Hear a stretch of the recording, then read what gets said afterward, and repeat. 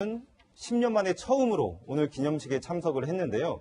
근데 오늘 행사가 기억과 다짐이라는 주제로 열렸다고 합니다. 문재인 대통령은 어떤 기억과 어떤 다짐을 말했는지 지금부터 들어보시겠습니다.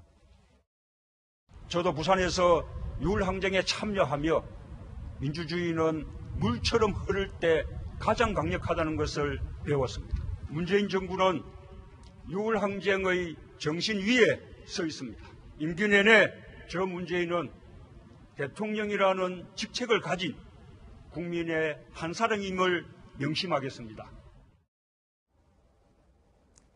네, 오늘도 역시 대통령 내외 좌우에는 이게 60항쟁, 민주항쟁의 유족들이 자리를 했다고 하는데 사실 네. 그전에는 사부인들이나 아니면은 뭐 귀빈들이 좀 앉았지 않습니까? 그렇습니다. 60항쟁이 이제 국가기념일로 된 게 지난 2007년도부터 네. 국가기념 행사로 이제 치러지고 있죠.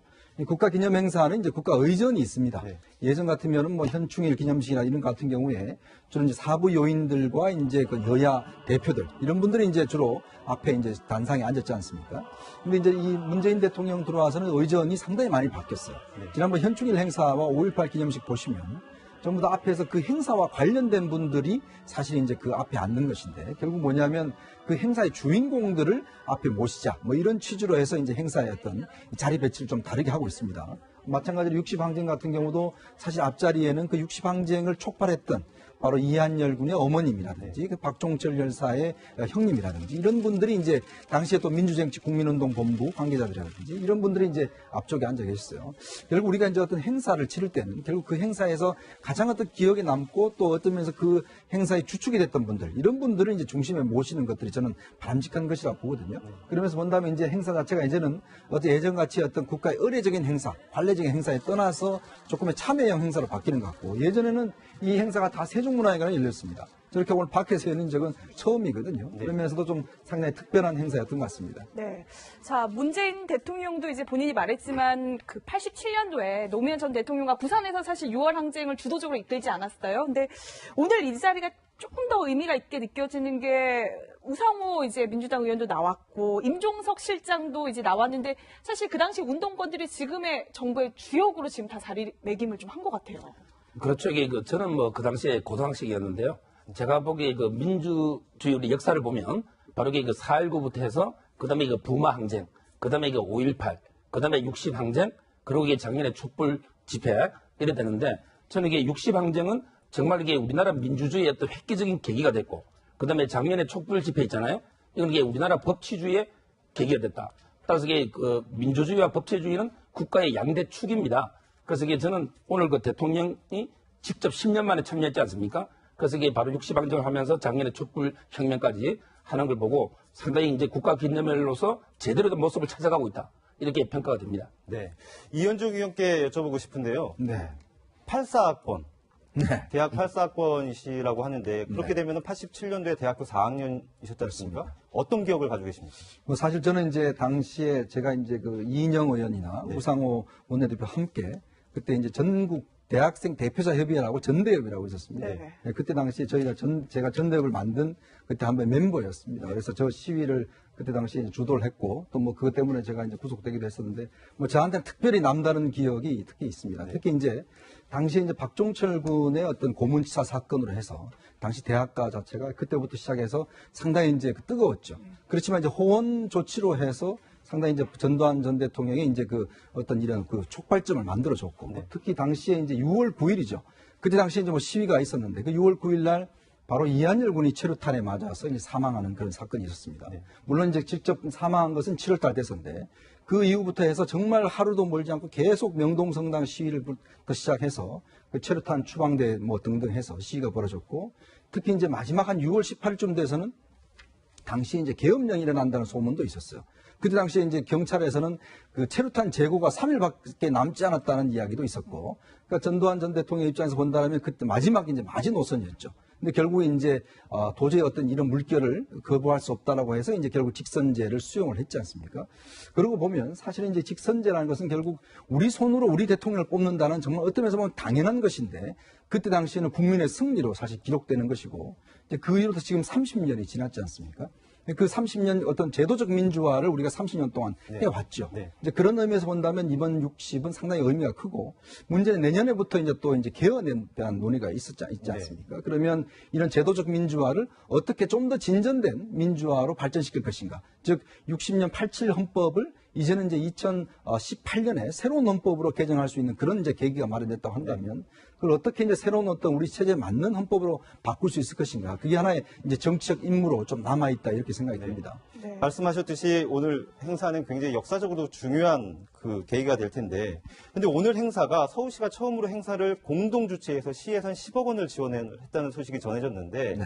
오늘 행사에서 사드 반대 구호가 등장을 해서 약간 좀 논란이 됐다고 하는데, 그건 어떻게 보십니까? 그렇습니다. 지금 오늘 행사 같은 경우는 이제 정부와 서울시가 함께해서 서울시가 한 10억 정도를 들였는데, 사실 어떤 면에서 국가의 행사하지 않습니까? 근데 지금 이제 오늘 만장이라든지 뭐 이런 걸 보면 현실적인 구호들이 많이 등장을 했어요. 사드 반대라든지 뭐 세월호 문제라든지. 사실 이제 어떤 면에서 보면 이제 기억하는 그런 행사인데, 근데 이런 행사에 현실적인 어떤 정책 구호가 나온다는 것은 굉장히 부적절한 것이죠. 사실 이건 어떤 면에서 보면 서울시가 이제 좀 당부를 했음에도 불구하고 이제 이런 어떤 것들이 나왔는 것 자체는 상당히 제가 볼 때는 좀 유감스러운 것이고, 사실 이렇게 될 경우는 사실 행사에 좀 논란이 될 수가 있습니다. 왜냐하면 어쩌면서 본다면 이런 행사는 국민의 세금으로 하는 그런 행사이기 때문에 현실적인 정치적 구호가 나온다는 것 자체는 상당히 문제가 있는 것이죠. 네. 그렇기 때문에 아마 앞으로는 이런 행사를 치를 때 이런 여러 가지 구호라든지 이런 것들에서 뭐 특히 주최 측에서 굉장히 많이 좀 신경을 써야 되지 않을까라는 생각입니다. 네. 네.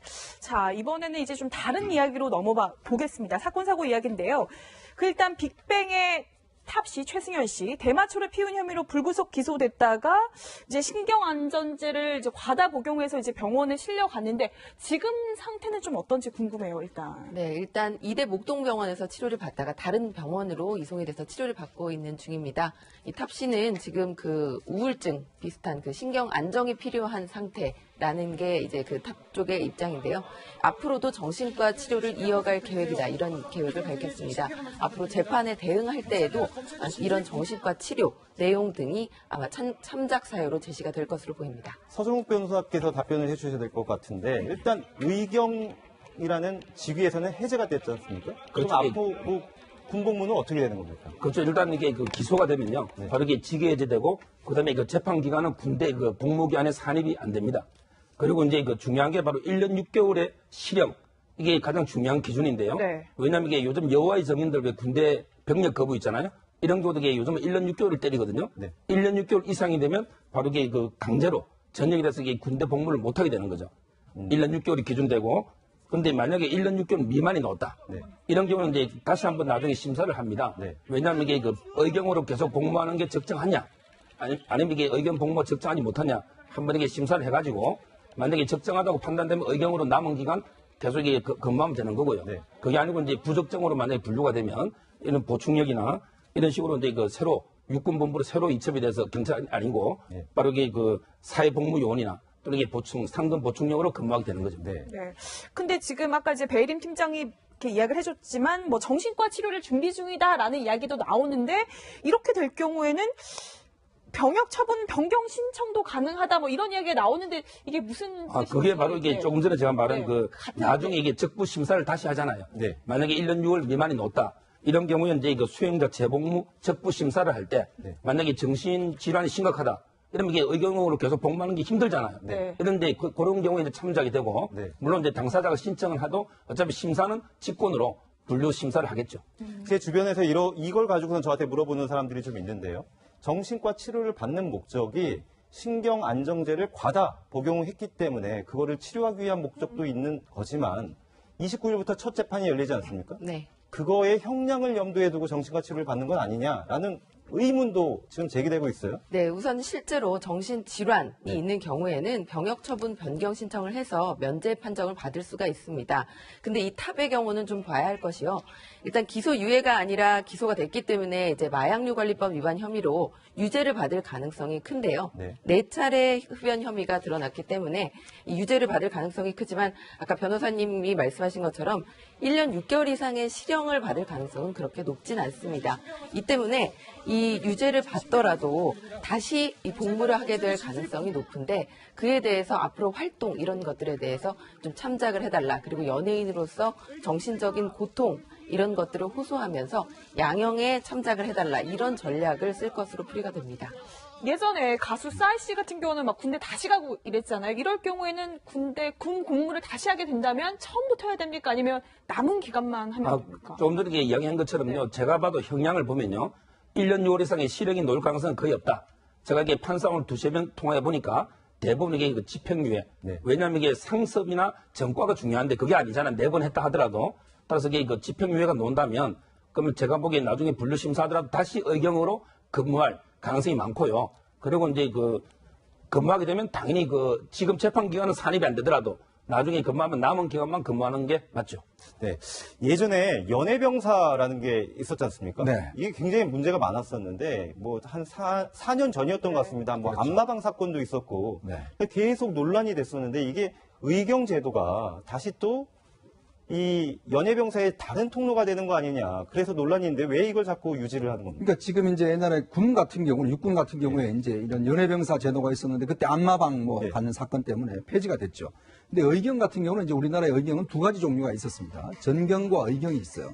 근데 전경 같은 경우는 사실은 이제 군 복무를 하면서 대간첩 작전을 하기 위한 이제 그런 것인데 2013년도에 폐지가 됐습니다. 네. 근데 그 다음에 의경 제도는 남아 있어요. 의경 같은 경우는 사실은 경찰이 하는 의무를 이제 대신하는 겁니다. 교통이라든지 시위 진압이라든지 뭐 이런 것들 대신하게 있는데, 근데 의경을 하면서 요즘엔 인기가 있는 게 뭐냐면 의경이 휴가를 자주 나옵니다. 네. 그리고 또 시내 근무를 하기 때문에 그다음 주 5일 근무를 해요. 그러다 보니까 의경 인기가 높아서 지금 각 지역별로 뽑는데 지금 뭐 어떤 지역 같은 경우는 25대 1 정도 돼서 뭐 의경 되면 로또라는 또 이야기도 있어요. 네. 그만큼 의경에 대한 인기가 높고, 근데 이제 사실 의경은 이제 앞으로 6년 뒤에는 폐지가 되거든요.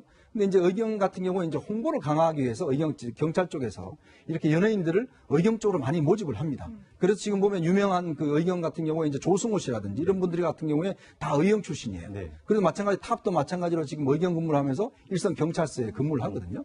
근데 이런 상황이 자꾸 이제 터져 나가니까, 특히 이제 경찰서는 바로 나가면 바로 이제 자기가 생활하는 곳이잖아요. 네. 그러다 보니까 일상적인 것들이 더 많이 어떤 좀 이렇게 유혹에 빠질 수도 있고 하기 때문에, 그래서 지금 의경제도에서 이런 것도 조금 문제가 있지 않는가, 이런 문제제기가 되고 있는데, 사실 의경제도 같은 경우에 이제 아마 문재인 대통령이 이제 의경보다는 이제는 정식 경찰로 많이 뽑는 것으로 이제 방향을 전환하면 한 2026년 되면 이제 의경제도는 폐지가 되고 그다음에 일반 경찰로 많이 전환되기 때문에 이제 의경도 그렇게 많은 기간이 남지는 않은 것 같습니다. 네. 제가 보기에 그 의경 그 홈페이지 한번 들어가 보니까요. 네. 3가지 장점을 이야기해놨더라고요.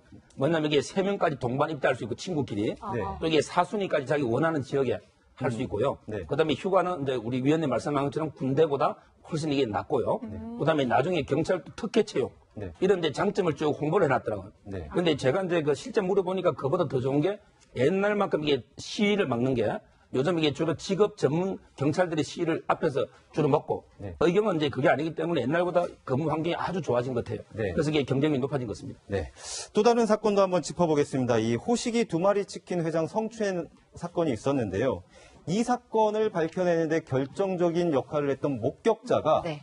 악성 댓글에 시달리고 있다라는 얘기, 어떤 얘기입니까? 네, 시청자 여러분들도 CCTV 화면을 보셨을 겁니다. 네. 이 여성 3명이 호식이 2마리 치킨의 그 회장이죠. 최호식 회장이 택시를 탔는데 따라가서 택시를 잡지 못하도록 네. 막으면서 그 이후로 경찰서로 데려가서 이 사건이 이제 그 확인이 되게 된 건데요.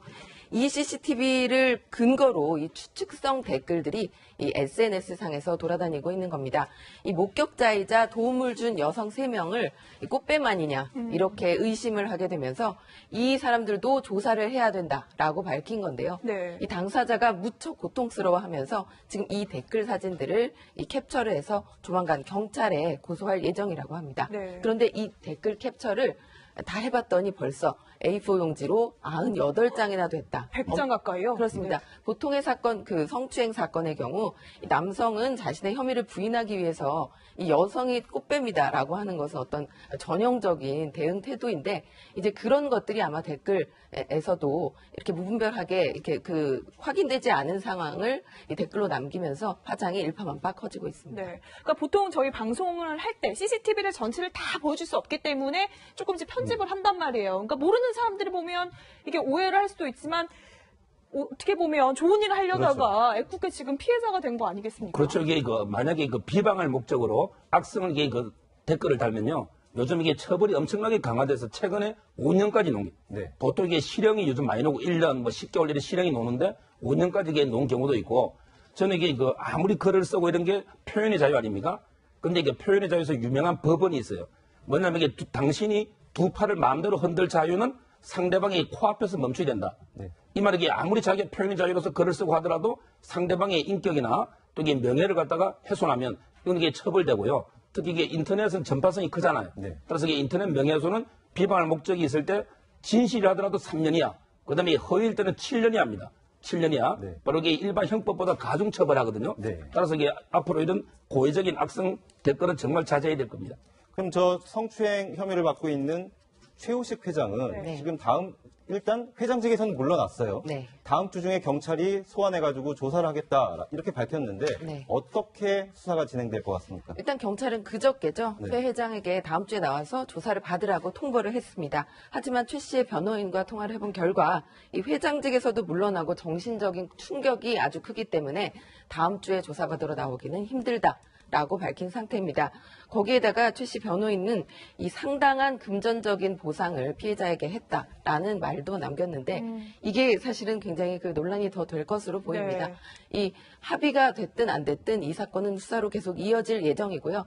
다음 주건 다다음 주가 됐건 간에 최 회장을 소환 조사하고 그리고 결론을 내게 될 것으로 보입니다. 네. 여기서 이게 중요한 형량을 말씀드리면 이게 친고죄가 이제 폐지가 됐어요. 네. 따라서 이게 이틀 뒤에 합의가 됐지만 수사는 이게 계속하고요. 네. 네. 제가 보기에 그 합의가 안 되면 요즘 재판을 해보면 실형이 많이 옵니다. 강제추행은. 네. 근데 이거 합의가 됐기 때문에 아마 집행유예 정도. 옛날에 왜 우리 국회의장 박기태 의장도 캐디 네. 그런 사건이 있었잖아요. 예. 요즘 이게 그 강제추행이 옛날보다는 상당히 처벌 기준이 높아졌다. 네. 합의가 됐다 하더라도 제가 보기에는 처벌될 걸로 네. 보입니다. 방금 친고죄를 언급해 주셨는데 시청자분들께서 그 용어에 낯설어 할 수도 있습니다. 그러니까 고소 고발이 이루어지지 않더라도 경찰이 인지하면 수사를 계속할 수 있는 거죠? 그쪽이 친고죄는 정지조건부 범죄라고요. 네. 그다음에 반의사 불벌죄는 해제조건부 범죄를 하는데 네. 친고죄는 이제 고소가 있을 때 간통죄처럼 네. 고소가 있어야만 수사를 착수해 처벌하는 게 친고죄고요. 네. 그다음에 반의사 불벌은 명예훼손처럼 일단 수사는 할 수 있는데 나중에 합의가 되면 이제 처벌 못하는 이게 반의사 불벌인데 이거는 옛날에 친고죄였다가 지금 이게 친고죄가 폐지됐어요. 예. 따라서 이게 고소가 없어도 수사 처벌이 가능하다 이렇게 보면 됩니다. 네. 한 가지만 더 짚어보겠습니다. 이 악성 댓글이라고 하는 거는 유명인뿐만 아니라 저렇게 길가에서 우연히 마주한 일반 시민들에게도 생길 수 있는 문제라는 게 이번 사건을 통해서 확인이 됐습니다. 근데 지금 아까 악성 댓글을 이렇게 캡처했다, 증거로 남겨놨다라고 하는데 보통 사람들도 저거는 반드시 필요한 행위죠? 그렇죠. 이게 그 제가 보기에는 이게 명예라는 게요. 엄청나게 중요한 이게 보호 가치고 어떻게 보면 이 생명권하고도 이게 가까울 정도로 명예 크기 때문에 저는 이제 악성 댓글 때문에 엄청난 정신적 피해를 줄 수도 있고 고통을 주기 때문에 당연히 그 자제돼야 됩니다. 네. 자, 뭐 호식이 두 마리 치킨 회장 이게 이제 어떻게 보면 이제 자수성가해서 그렇죠. 이게 유명해졌는데 이번 사건으로 인해서 꽤 업체 타격이 좀 있을 것 같아요. 네, 작년이 17년 됐다고 하는데요. 그리고 그 두 마리를 한 마리 가격에 주는 그래서 엄청나게 성공을 한 케이스로 대구 지역에서 시작을 해서 성공을 한 케이스인데 이렇게 회장의 부도덕한 측면 그리고 법률을 위반한 행위가 점점 드러남으로써 이 업체들도 굉장히 타격을 입고 가맹점주들도 굉장히 그 고통을 호소하고 있다고 합니다. 네. 지금까지 60민주 항쟁 30주년 기념 행사 이야기하고요. 문제가 계속되고 있는 두 가지 주요 사건 다뤄봤습니다. 배혜림 팀장과는 여기서 인사를 나누겠습니다. 네.